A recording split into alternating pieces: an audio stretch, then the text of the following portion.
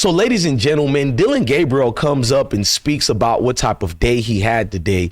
You want to root for Dillon Gabriel. You want to speak with him, and you just want to see him be the guy that he is. But it's like the slick attacks that he does towards his peer. Well, let's just be real. He doesn't do it towards any peers besides Shedeur only. He feels the level of competition. He feels the level of ineptitude by the Cleveland Browns, because me personally, if I'm Dillon Gabriel, you should look at your organization as to why are you getting all these quarterbacks? You drafted me in the 3rd round, but yet you're drafting Shedeur, you're adding Kenny Pickett, you got Tyler Huntley, Deshaun Watson just got a kiss by God and got healed all of a sudden from a miraculously situation of being healed from that dreadful injury of Achilles. So we know Watson, with that guaranteed contract, he will play this year. Joe Flacco is playing. So they actually failed Dillon Gabriel, but I can tell they talked to Dillon Gabriel and said, we're not keeping Shedeur. Don't worry about Shedeur or Kenny Pickett, because he speaks in a way where he's comfortable. I'll play that video for you guys, but let me give an honor and respect to Daryl Ruiter, who gives the best journalism you can get from that Cleveland media. He's friends with Mary Kay. We don't like Mary Kay over here, but it's a conscious difference between him and Mary Kay. You can see the difference. He does his job. He gives props when props needed to be given, and he critiqued when criticism needed. He held Cleveland Browns accountable. He called them out for their level of incompetency, for this fake quarterback competition. That's why I'm supporting him, and I'm using part of his clip, but it's also to promote him. He has only 11.3 thousand subscribers. I don't know if he runs 93.3 The Fan, but I've been subscribing to him for 3 months now. I need all of you guys to go subscribe to him and go give respect to real journalism. Now, I'm gonna let Dillon the Munchkin Gabriel speak, and then I'll break down what it meant to what he actually said. Let's let the Munchkin speak, and this ain't Munchkin land today. I think, just seeing, the whole offense work together and consistently put things, play to play. And I think the O-line did a great job of that. I think the run game was hidden. And then I think in the pass game, I think we executed when we needed to. And, want to continue to finish the right way. But I think the movement in that sense, on my side, but then as a whole, you watch, I think we're slowly getting to where we want to get to. You want to end with points. We talked about the middle 8 a bunch. I think you kind of divvy the game up, right?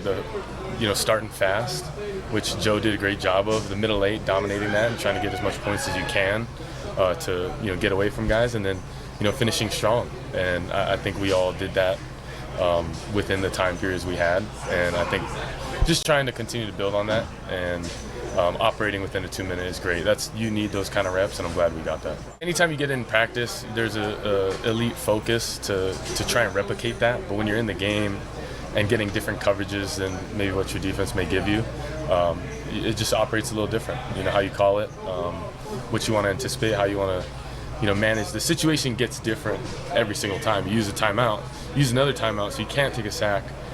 You want 7, but you have 3, right? So the situation continues to evolve, and I think just the awareness from all of us, starting up front, great protection, but then also guys, once they caught the ball, knowing when to get yards, when to get out of bounds. So I think they all did a great job of coming together to do that. You try to pride yourself on your preparation, and the preseason is interesting, in the way you do prepare. Sometimes there's joint practices, sometimes there's a week of prep. So there's a lot of ways people do it, and I think you try to manage it as best as you can, but also the practice ground is for learning, and I don't want to be a coach to speak or be redundant, but taking care of the football, winning the turnover battle, being really good on 3rd down, scoring touchdowns in the red area, and then dominating the middle 8. I think that's all things that you want to be aware of and you want to do. So you don't want to turn the ball over, but you want to continue to be aggressive and learn in certain plays when it's time to give it a shot or time to give it up and throw the ball away. So things that I'm learning and I think y'all didn't pay attention to the teacher's pet. Work together, consistently put things in. Y'all didn't pay attention to the teacher's pet in the slot he was throwing. Oh, I don't want to speak for the coach, but so you speak for Coach Kevin Stefanski now? Then you lied about the blocking and the protection. Then you're throwing shots at Shedeur Sanders, because I'll keep it real with you. Dillon doesn't have a problem holding the ball too long. So who you were talking about with that slide, oh, we got to learn to throw the ball away when it's time to throw it away. So are you Coach Dillon Gabriel now? You're a fake dude, bro. It's insufferable to listen to this munchkin, because you want to like him, but it's the fake puppet act. Like with Shedeur, when he speaks up front and honest. He doesn't sugarcoat it. He's not worrying about this pressure thing. You feel a level of, okay, he's being himself. When Dillon Gabriel is speaking, you see a guy that's trying to force it. I don't want to be the coach, but you are trying to be this coach and trying to escape from any accountability. If you was a real dude, why would you lie and talk about the blocking was good? The blocking wasn't good for Shedeur, and it wasn't good for you, scrub. It wasn't. The blocking has been horrendous all preseason long. And I'm wearing orange to show the Cleveland fans I'm with y'all. You guys don't deserve trash like this. So Dillon Gabriel, why would you think you have to go out your way to protect? And if you look at the level of max protection they give you, how long is this going to last when you get in the game with an actual blitz package being thrown at you? Actual guys who are hungry to feed their family and hungry to make a name for themselves. Guys who know you get rattled. Here's the thing about Dillon Gabriel that's unbelievable. He has a good arm. He's accurate when it's time to be accurate. He's one of them snipers in the NFL. I'm not going to be fake with you. Here's the thing. He's no Kyler Murray. How you can escape and evade the rush. He can't do it. You throw a weak package at him, it's game over. So you think you're going to have these drills and get ready to get the ball off your hands and just get guys open like that? You're playing against cab drivers and Uber drivers. So you're going to look good. And you're playing with the first team offense. Second team and first team. So how are you going to even go through what Shedeur went through and learn properly if you're being given the guise of protection by Kevin Stefanski? I've noticed the things you don't talk about. You're like this Tom Brady sketch. You know how Tom Brady gets in front of that camera? Oh, well, Chuck. Shout out to Skip Bayless to call out Tom Brady for that. This Chuck wannabe moment you do too much. It's uncomfortable, bro. It's unbearable to deal, bro. Like, it's unbearable, bro. Like, we got to listen to a scrub quarterback get on camera and talk as if he's a 10-year veteran. Where's the realness in you? I would like to see a real moment where you just say, yeah, man, this part was hard right here, but I'm trying. No, you speak like this guy who knows what the team told you already. I stand corrected. I used to say that they're giving you things, but no, they're telling you things.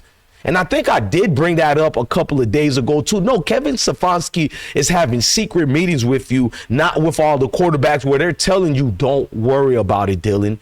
We got your back. Don't worry about anything, Dillon. We got your back.